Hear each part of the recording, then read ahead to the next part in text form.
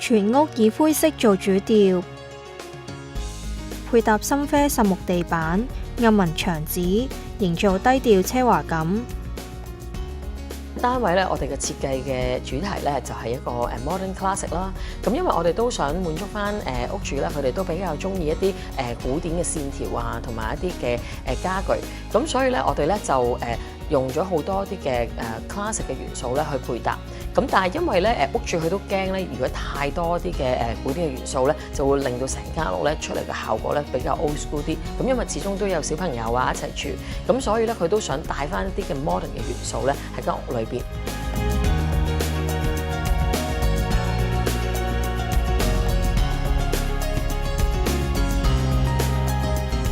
訂造家私融入雲石、布紋同鋼條，豐富層次感，亦都加入弧形線條，睇起嚟更加和諧。咁一入屋咧，玄關嘅位置啦，咁我哋喺地台咧就選用咗即係黑白嘅格仔咧去做咗一個拼砌啦。咁因為呢一個咧，我哋都想令到成個玄關咧個感覺咧嗰個 classic 嘅味道可以提升翻。咁同埋我哋都用咗一啲深木色咧去做咗一個配搭，咁都想令到嗰個成個玄關嘅位置咧個對比度比較高。湖水藍牆布分隔開飯廳同客廳。雲石餐台背後，一邊係玻璃酒櫃，一邊係吧台。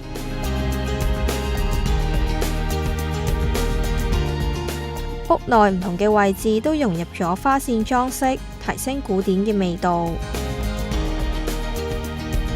因為譬如電視機位置嘅，我哋就全高咧就做咗一個花線嘅圍身啦。咁而飯廳嗰邊都係呼應翻嘅。咁而呢兩個位置咧個花線咧，我哋都揀咗啲比較再大多少少一啲線條比較突出啲嘅花線咧去做咗個配搭。咁而梳化後邊嘅位置咧，我哋亦都做咗一啲嘅半腰嘅花線啦。咁因為如果呢一埲牆咧再做一啲花線嘅話咧，咁可能就會令到成個大廳望落去咧比較上濃俗啲啊，咁變咗就冇咁好睇。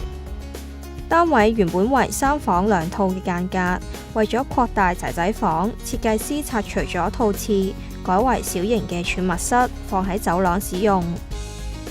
書房主要由男戶主使用，選用佢中意嘅深色調，訂造長形書台以及大型開放式書櫃，方便佢在家工作嘅時候需要擺放大量書籍。仔仔房以上下床設計，上層係玩樂區，設有書台，下層為寢區。仔房嘅設計咧，我哋就用咗一個森林咧去做咗一個主題。咁而因為男仔啦，咁所以我哋喺顏色方面咧就選用咗一啲灰色啦，同埋一啲深綠色啦去做咗一個配搭。咁而因為我哋都想帶翻少少一啲鮮豔嘅顏色咧去做翻啲對比，咁所以我哋都用咗一個黃色啦去做咗一個配搭。咁而令到咧成間房就帶翻多啲動感。咁而另外我哋亦都喺牆身啦，就配搭咗一啲泥黃色嘅一啲嘅動物形態嘅牆紙啦。咁呢啲咧都係比較增添翻多少少一啲嘅玩味。衣櫃門上設有黑板，俾小朋友可以喺上面畫畫，發揮創意。為咗提升儲物量，主人房同仔仔房之間利用大型雙面櫃做間隔。主人房以金色花紋牆紙包圍，灰色弧形床背板延續整體風格。另外將浴室嘅位置拉長，喺房內多做咗一個衣帽間。主浴室做咗個改動之後呢，咁而家浴缸啦同企缸咧都可以喺同一個區域裏邊。咁而因為我哋都想屋主行入去個主浴室嘅時候咧，都有一個焦點啦。咁我哋就同佢揀咗一個 freestand 嘅浴缸，咁亦都帶翻少少一啲嘅流線型嘅感覺。